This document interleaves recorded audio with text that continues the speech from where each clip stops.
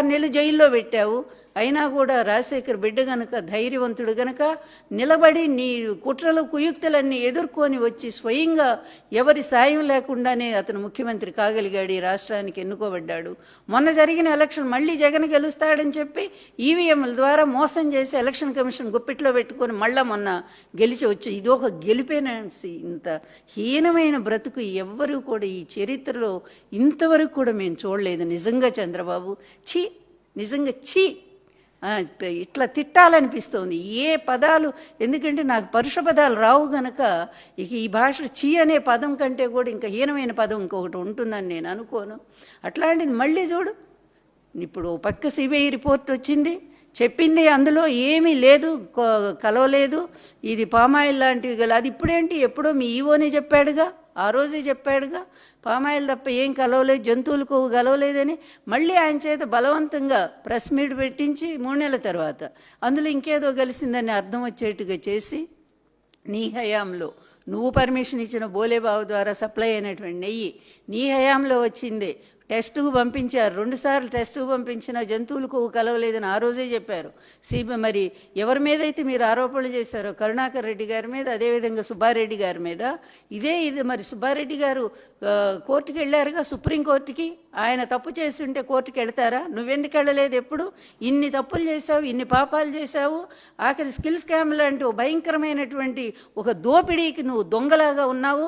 అట్లాంటి వాడివి కూడా కేసులు దొంగదారిని కొట్టేయించుకుని సిగ్గులేదా నీకు? అసలు ఏమాత్రం కూడా సిగ్గులేదా నీకు?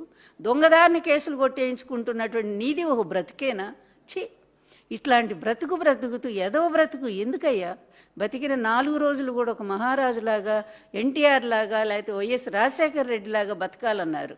కానీ నీ బతుకు ఒక బతుకేనా? ప్రజలు ఒక్కసారి చూడు, బయట ఎంత చేదరించుకుంటున్నారో, నువ్వేంటో నీ కొడుకేంటో బయటికి వెళ్ళు, ఒక్కసారి చూడు. నీ ఇంటెలిజెన్స్ ఇప్పుడే నీకు చెప్పు ఉంటుంది. దానికి తోడు నీ అబద్ధాల మీద అబద్ధాలు, అదేవిధంగా ప్రతిదీ కూడా నీ ఖాతాలో వేసుకోవడం, ఎవరో చేసినటువంటిది. మరి ఎవరో కట్టిన వంతెనలు నీయే అంటావు, ఎవరో కట్టిన హాస్పిటల్స్ నీయే అంటావు, ఎవరో చేసినటువంటి ఇట్లాంటి వెదవబాటి మా అబద్ధాలకు మాత్రం నువ్వు కేర్ ఆఫ్ అడ్రస్గా మిగిలావు. ఈరోజు దీని మీద మొత్తం అట్టుడికినట్టు ఉడుకుతా ఉంది సోషల్ మీడియా అంతా కూడా. ఈ రిపోర్ట్ వచ్చిన తర్వాత ఎక్కడ జంతువులు కోవగలిసిన చంద్రబాబు? నీకు నిజంగా దమ్ము, ధైర్యము, సిగ్గు, మానం, అభిమానం ఏదైనా ఉంటే రా, వచ్చి రోడ్డు మీద నిలబడి. మొన్న మాట్లాడావుగా, ఆ రోజు అందరి ముందు మాట్లాడావు కదా, జంతువులు కోవగలిసి నిస్సిగ్గుగా.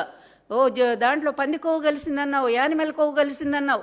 ఈరోజు మాట్లాడొచ్చి, ఏమాత్రం పౌరుషం ఉంటే రా, నువ్వు బయటికి రా, వచ్చి మాట్లాడు, ఒక్కసారి మాట్లాడు. నువ్వు కొవ్వు కలవలేదని రిపోర్ట్ నీ సిట్టేగా ఉంది, అందులో కూడా ఒక్కసారి చెప్పు. మరి నేను నిజంగా పొరపాటు పడ్డాను, ఆ రోజు తప్పయింది, భగవంతుడి ప్రసాదాన్ని కూడా నా రాజకీయం కోసం, జగన్ ఏదో బ్లేమ్ చేయడం కోసం నేను ఈ విధంగా మాట్లాడాను, ఒక్క మాట నీ నోటి నుంచి వస్తుందా? మనిషి అవుతావా నువ్వు? అప్పుడు నిజంగా మనిషి అవుతావో? నిజంగా నువ్వు ఆడిన అబద్ధాన్ని ఒప్పుకుంటే. కానీ నువ్వు మనిషి అయితేవే కదా, మనిషివే కాదు. అందుకే జంతువుల పేర్లన్నీ కూడా నీ నోటి వెంట వస్తూ ఉంటాయి. అంటే ఆ జంతు ప్రవృత్తి, ఆ పశు ప్రవృత్తి, ఆ హీన ప్రవృత్తి అంతా కూడా నీ పుట్టుకతోనే వచ్చింది కనుకనే నువ్వు ఇంత హీనంగా మాట్లాడుతున్నావు, అబద్ధాలు సృష్టిస్తూ ఉన్నావు. అడుగడుగున గుళ్ళన్నీ నువ్వే కూలగొట్టిస్తావు నీ వాళ్ళ చేత. మళ్ళీ జగన్ మీద పెడతావు. మతాన్ని అడ్డం పెట్టుకొని, కులాన్ని అడ్డం పెట్టుకొని ఈ ఆంధ్రప్రదేశ్ సమాజాన్ని చీల్చి చెండాడాలనే నీ దుర్మార్గమైన కుట్ర ఉందే. ఇంతవరకు ఏ శాడిస్టు కూడా రాజకీయ చరిత్రలో ఇలా చేయలేదు చంద్రబాబు.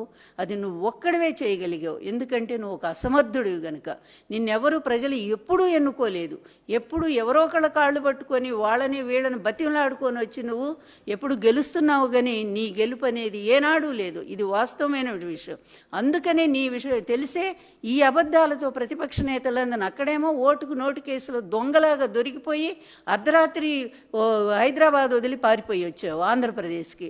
ఇక్కడ ఎంత అల్లాడు, ఎటువంటి పరిస్థితుల్లో 10 ఏళ్ళు మనకు హక్కు ఉంటే దాన్ని కూడా నువ్వు వదిలేసి వచ్చి, అంటే నీ నీచమైన కార్యానికి అక్కడ కూడా ప్రభుత్వాన్ని పడగొట్టడానికి నువ్వు చేసిన భయంకరమైన కుట్ర కదా.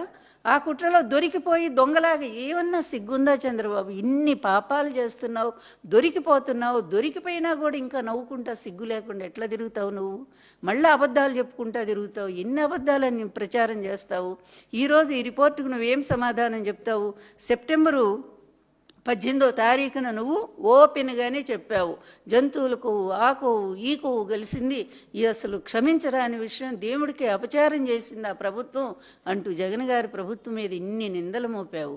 తర్వాత ఓపెన్గా నీ పచ్చబాక ఏదైతే నీ పచ్చ మంద, అది నిజం చెప్పాలంటే దానికి కూడా విలువలు లేవు, ఏ విధమైన సిగ్గు లేనటువంటి మీడియా ఒకటి ఉందే వ్యవస్థ, అంత దరిద్రపు వ్యవస్థను సర్వనాశనం చేయడానికి నువ్వేలా కంకణం కట్టుకున్నావు, నీ పచ్చ మంద కూడా, నీ పచ్చ మీడియా మంద కూడా అలాగే కంకణం కట్టుకున్నారు. అందరూ కలిసి ఈ వ్యవస్థను నాశనం చేయడానికి వచ్చారా మీరు?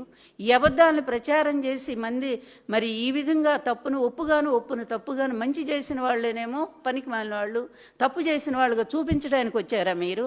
కానీ చేస్తున్న తప్పులన్నీ మీయే కదా. ఈరోజు రాష్ట్రాన్ని లూటీ చేస్తున్నారు, ఎక్కడికక్కడ దోపిడీ చేస్తూ ఉన్నారు. ఈ దోపిడీ చేసి తీసుకెళ్లి విదేశాల్లో దాచుకుంటున్నారు. జనం అంతా గమనిస్తూనే ఉన్నారు. నీ అబ్బా కొడుకులు ఇద్దరు కూడా సూట్ కేసులు పట్టుకొని స్పెషల్ ఫ్లైట్లో వెళ్ళి విదేశాల్లో డబ్బులు దాచుకోవటం, ఇదంతా ఇంత దరిద్ర బతుకం ఇది. అంటే ఏం తక్కువైపోయిందని అంత దరిద్రులా మీరు? తినడానికి తిండి కూడా లేదా మీకు? హెరిటేజ్ పాలు అమ్ముకుంటే దాని నుంచి డబ్బులు రావట్లేదా? ఈ ప్రజల డబ్బే కావాల్సి వచ్చిందా? ఈ రాష్ట్రాన్ని లూటీ చేయాల్సి వచ్చిందా? దానికోసం మంచి చేసినటువంటి జగన్ గారి ప్రభుత్వాన్ని ఈ విధంగా బదనాం ఈ విచిత్రమైనది నేనైతే ఎక్కడ చూడలేదు.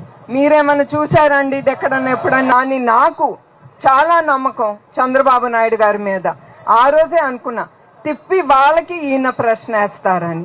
అదే జరిగింది. వాళ్ళేమి దానికంటే కూడా ఏం చేయలేకపోయారు, వాళ్ళు ఏం ప్రశ్నలు అడగలేకపోయారు. ఎందుకంటే వాళ్ళకు కూడా తెలుసు ఈయన ఏం చేయరని. ఎవరి కోసం అండి?